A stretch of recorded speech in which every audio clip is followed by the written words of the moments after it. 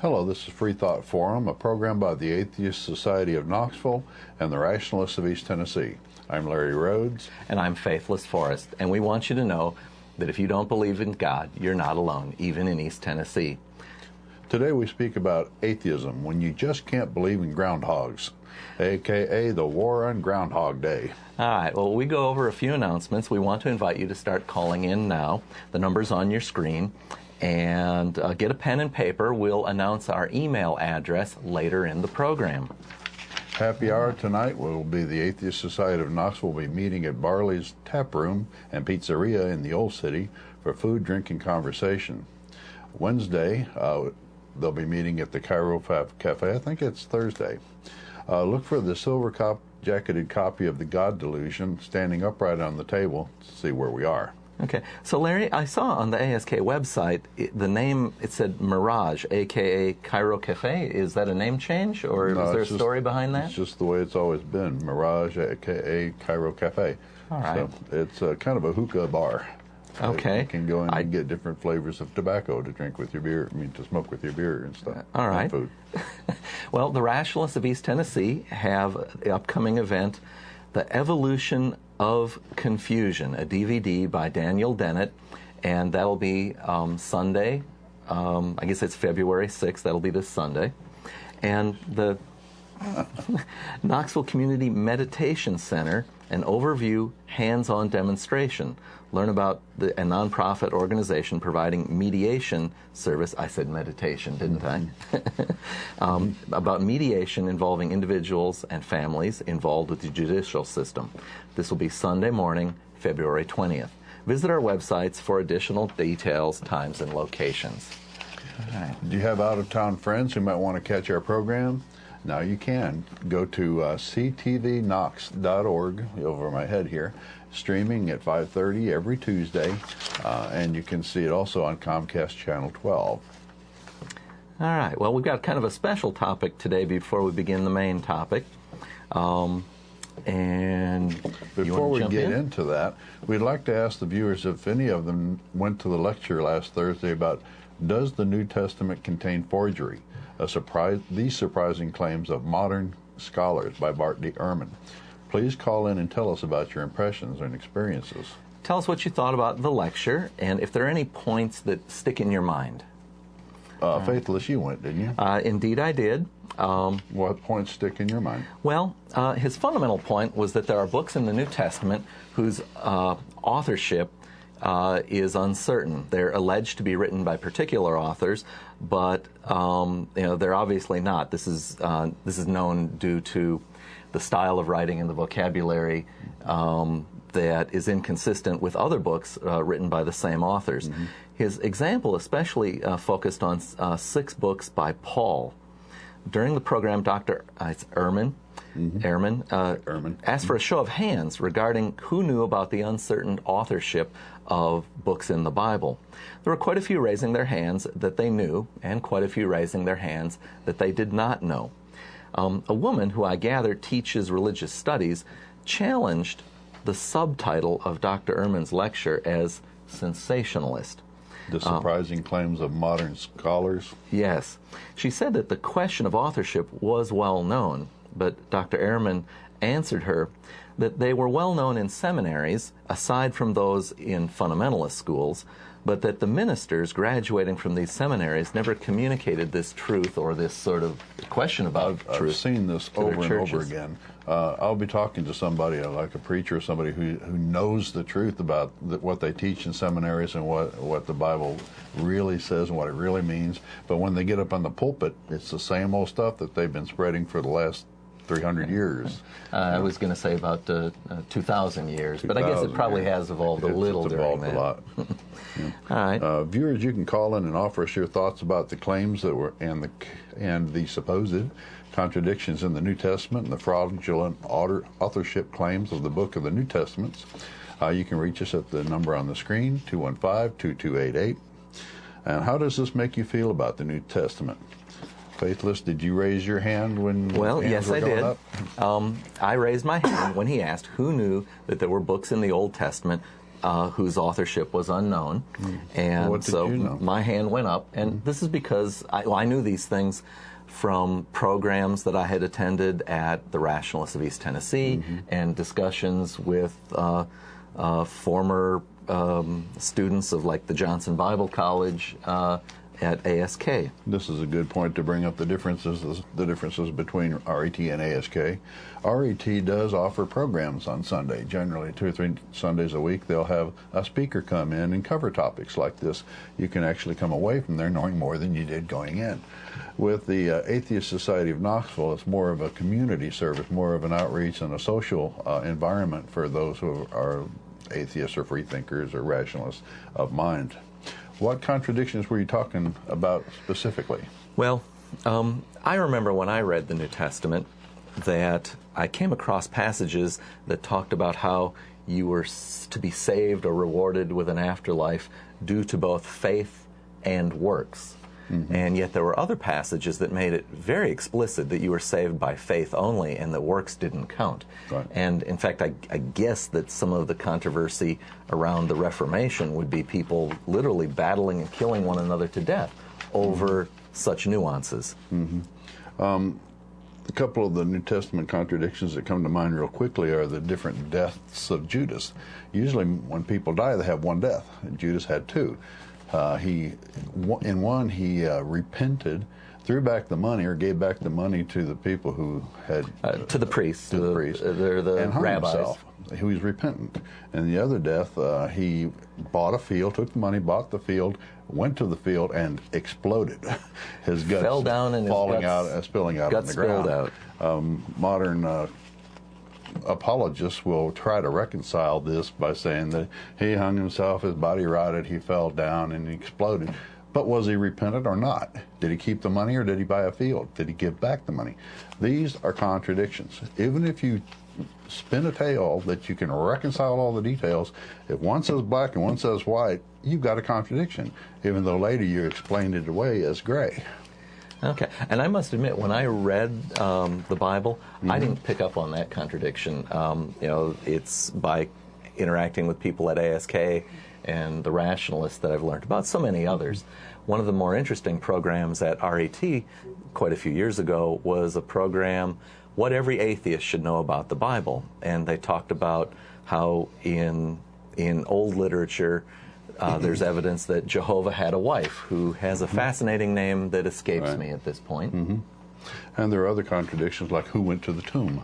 The morning of the first Easter. That's all over the map. Yeah, Mary Magdalene or Mary and other women or just some women. Who was at the tomb to talk to them when they got there?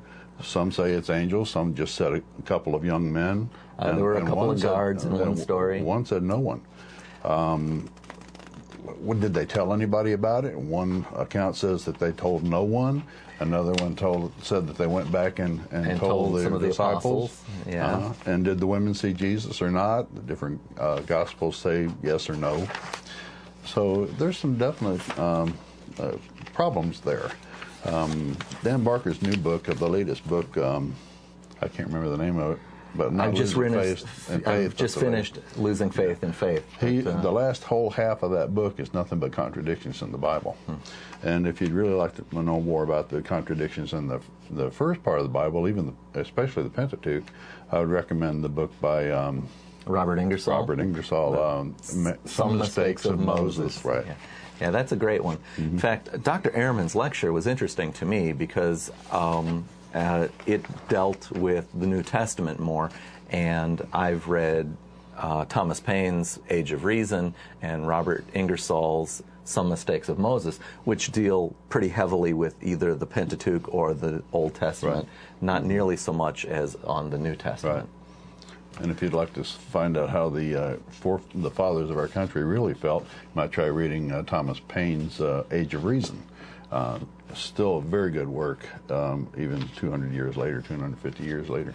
There's some interesting parts in Thomas Jefferson's Notes on Virginia that give a little bit of insight into his deism.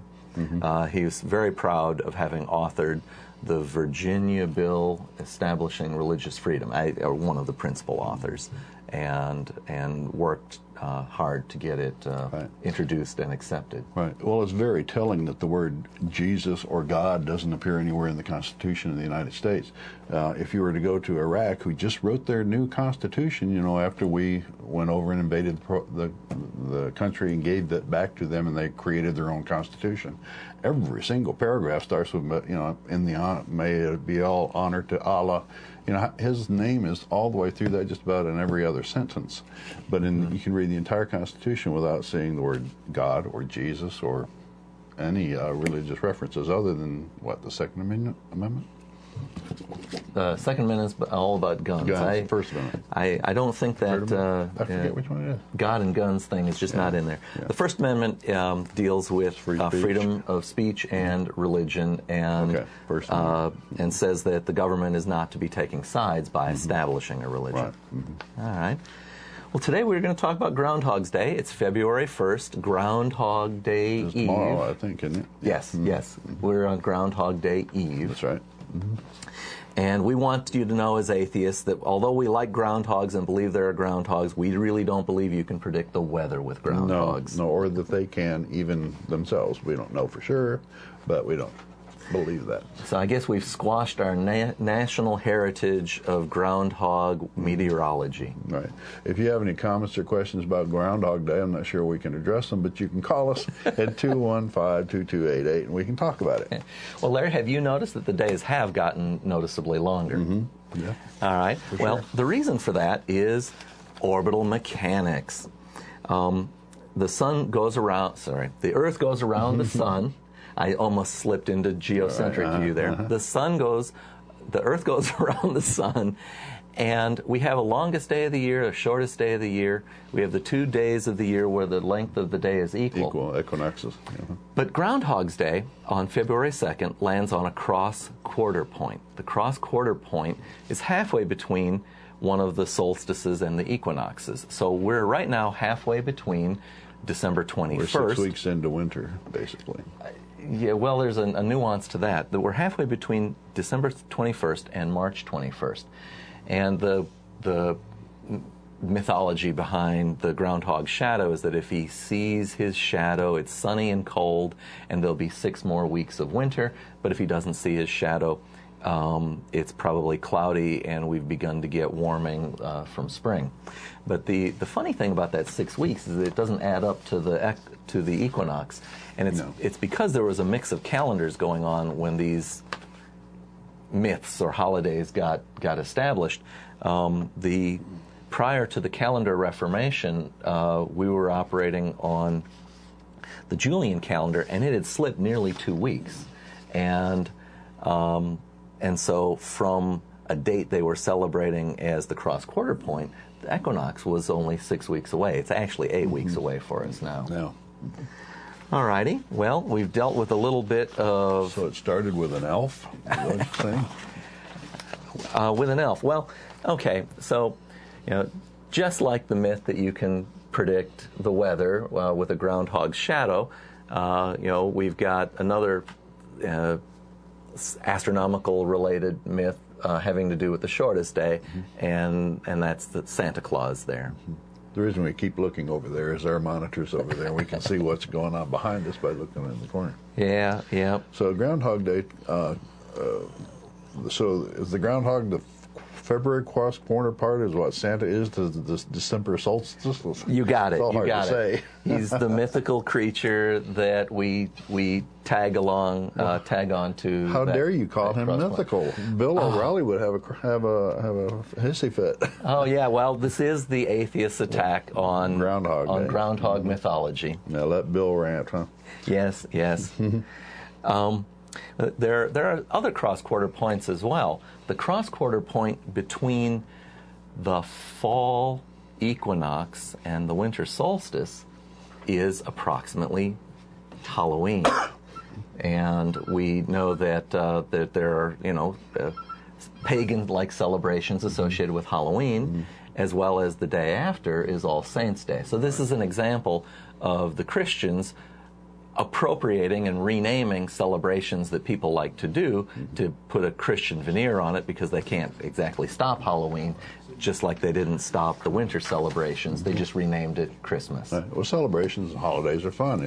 It's human nature just to say, well, there's a blank spot in the calendar. Let's put a holiday there and put our stamp on it. Well, and in fact, even Groundhog's Day has got that as well, because there's something called Candlemas, and it's also on February 2nd. I'm guessing that that's a Catholic. All right, we've got a call. Here we go, caller.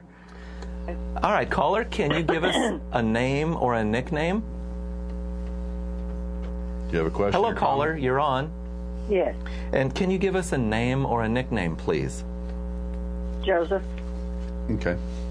All right, Joseph, do you have a question or something to share with us about Groundhog's Day or maybe Dr. Ehrman's lecture? Yes. I was curious about your shirt there, the one with the glasses. What does it say?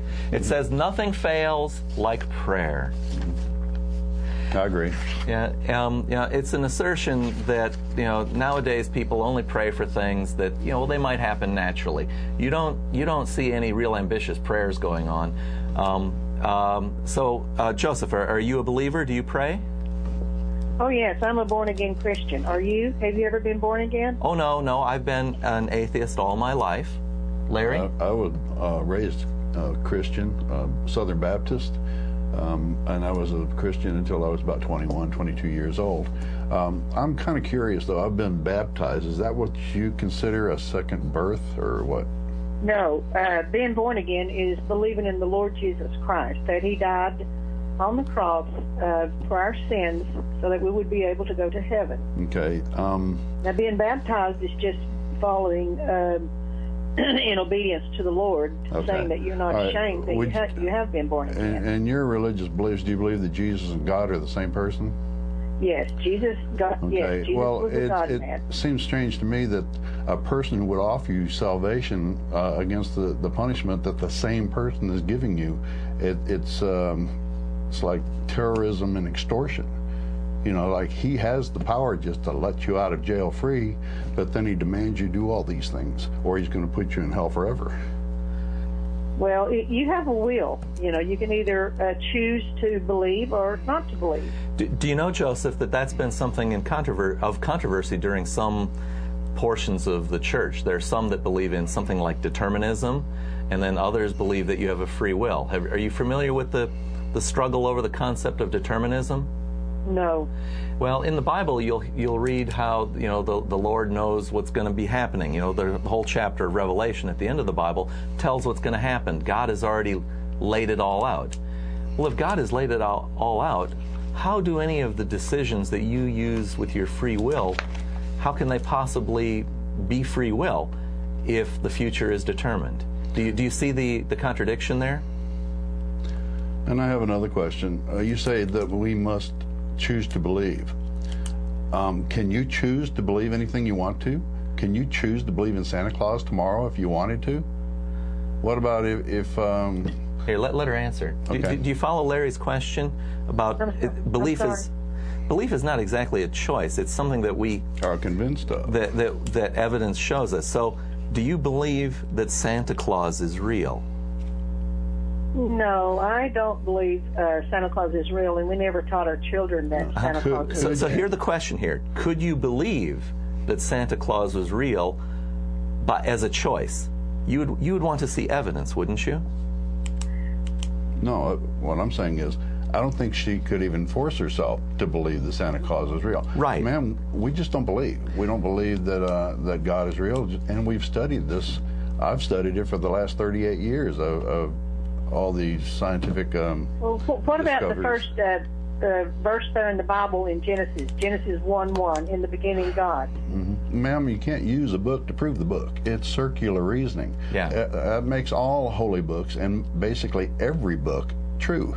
Yeah. if you do that. You know, a book about Rudolph the Red-Nosed Reindeer would have to be true by that reasoning. The Bible says, I am the way, the truth, and the life. You didn't get my point. The Quran says that Muhammad is the only prophet. All of the holy books are true if the books themselves say they're true, and you accept that. Yeah. So Joseph. Okay, so right now, if you died today, what do you think was going to happen to you? Where would you go? I would be like every other thing on the earth. I would just go into the ground, and that would be the end of it. Yeah, Joseph, I think what it's like is it's like before we were born. We don't remember those times. We're disconnected because we don't exist. No. Martin. What about the rich man in the Bible, where it says, "In hell, he lifted up his eyes, being in torment"? But Joseph, again, you're going right back. You're using a source as an authority that we can't accept because it's just stories that Bronze Age people told one another. Yeah. May I ask you why you believe the Bible is true? I mean, what's your reasons for believing the Bible is true? Because I am a born-again Christian. Why are you a born-again Christian? I'm sitting here talking to you by the gift of God, the life. Well, we don't believe that it's a gift of God, but answer me this. Why are you a Christian and not maybe a Buddhist or a Islamist? Because Jesus said, I am the way, the truth, and the life. No, not Buddha. But when I am the way, the truth, and the life. Perhaps it works like this. When you were 6 years old, were you told that Buddha had the truth? When you were 6 years old, were you told that Buddha has the truth? And did you choose to believe in Christ instead? No. When you were 6 years old, no. You weren't exposed to the idea that maybe Buddha might have the truth, were you? Okay, if you died right now today, so you think there is no heaven or no hell? No That's afterlife. Right. And the point we're trying to make... I'm going to sign off by saying that I'm going to pray for both you guys. Well, ma'am, before you go, you asked about my shirt. Well, all right. Well, that was very self-righteous and condescending of that person. Well, ma'am, if you're still listening, I have a message for you. In May, the first Tuesday or Thursday is the National Day of Prayer, and I have a prayer challenge for you. I don't want you to make just a little prayer that might or might not come true. I want you to make a very good prayer. I'd like you to pray that all of our servicemen and women who've been injured, lost a limb, lost their sight in defense of our nation, that they are restored their limbs are restored, their vision is restored on the National Day of Prayer. Not a day before, not a day after. Can you make that prayer? We got another call. That should be a small thing. All right. Hello and welcome to Freethought Forum. May I have your name, please? Yes, my name is Daryl. Do you have a question or comment? Yes, I was just going to comment on what the lady was talking about a minute ago. Is that okay? Yeah. Sure enough.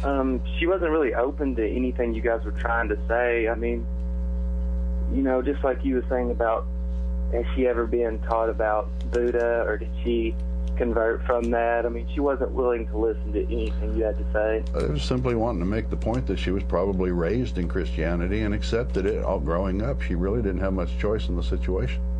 Well, she kind of answered the question without answering it by the negativity she had from the questions without listening.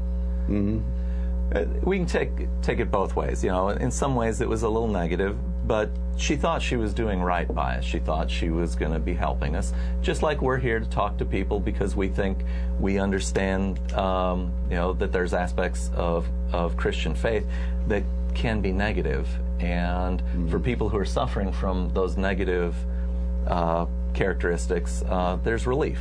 Yeah, not only that, but when a person like that says, "We'll pray for you," I don't take it as entirely positive, because she's saying basically that we're broken, that we're not whole, that we're not real people until we accept her religion, and I do take exception to that.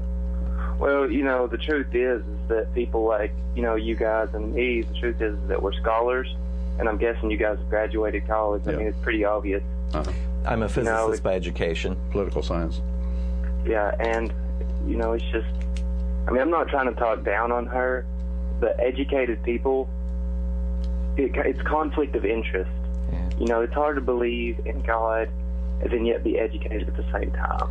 Right. And that gets back to the old question, can you make yourself believe something that you don't?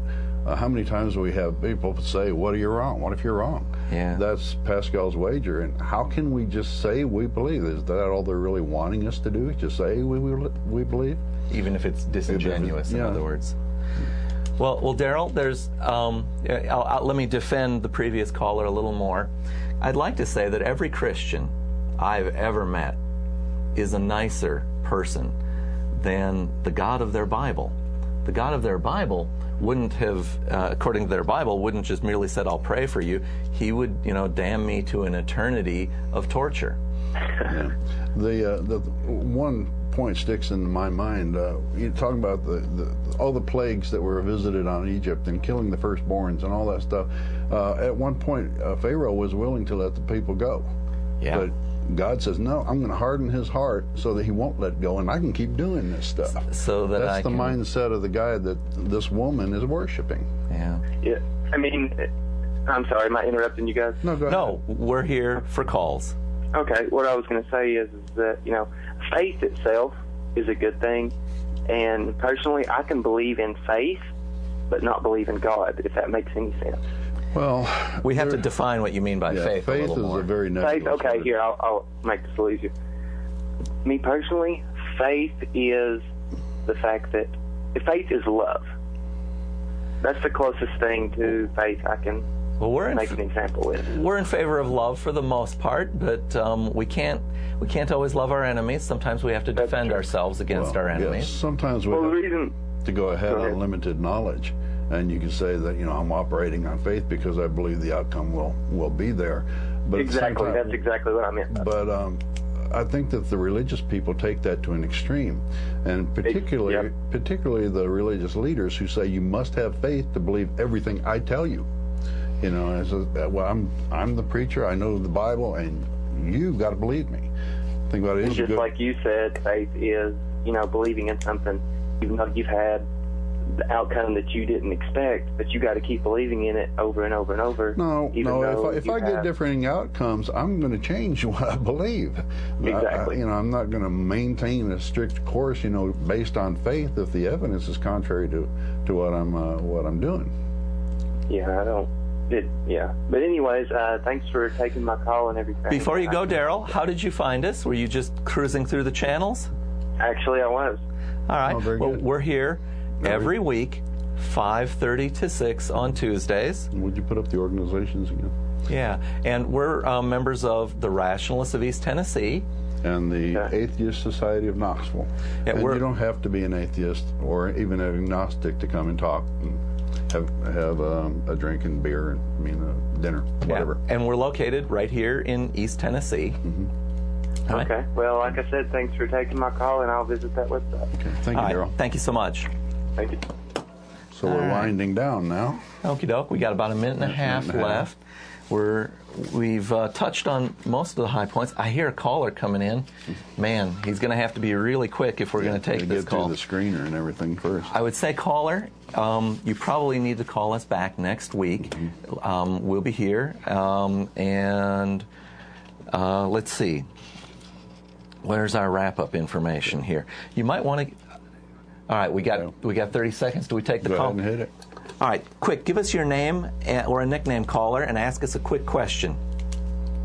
50 seconds. You're on the air. Please give us a name or a nickname. My name's Chris. I just wanted to say briefly. All right, we got 20 seconds, please. All right. Yeah, I was just curious what your guys' opinion is on religious belief and how it affects mental health. That would be a good one for our next show. Yeah. Well, religious belief is really not accepting reality. Let us say thank you, and we're gonna cut off. Call us again next week. Believing that somebody is watching your every thought is paranoia to me.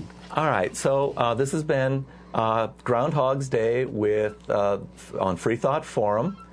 I'm Larry Rhodes. And I'm Faithless Forrest, and we want you to know that if you don't believe in God, even in East Tennessee, you're not alone. That's right. That website is there for you to